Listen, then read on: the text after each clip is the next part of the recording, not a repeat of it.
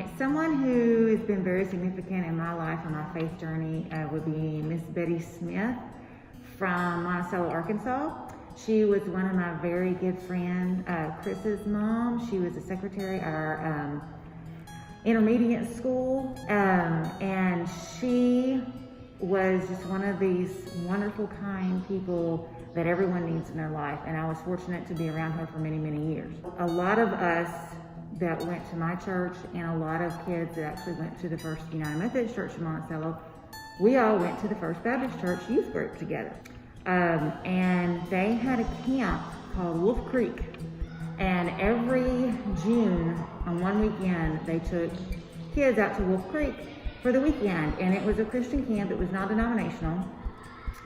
So everybody felt very comfortable going.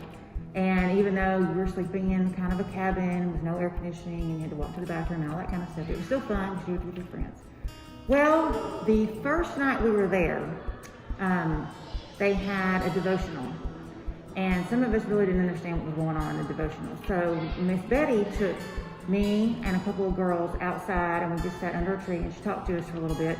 And she said that, you know, it's very important that you accept Christ in your heart and you live like Christ would want you to live.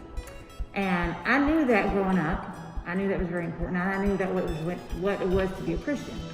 But for some reason, it hit me a little bit differently the way Miss Betty explained it. And the next morning, we had another devotional after breakfast, and me and a couple other people just decided we wanted to recommit our lives to Christ and be a better Christian.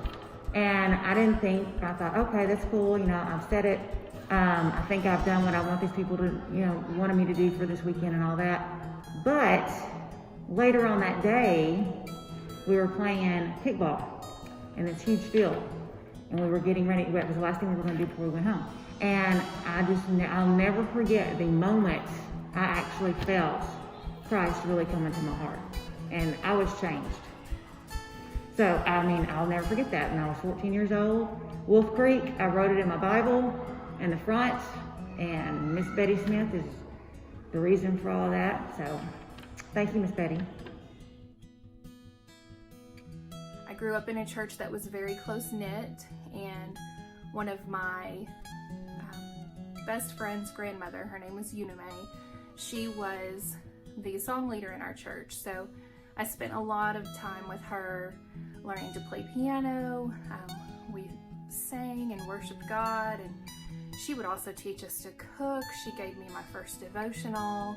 She counseled me before I got married. I mean, she was one of the most special people in my life, and I just always felt like she was a great example of how a Christian woman should live her life.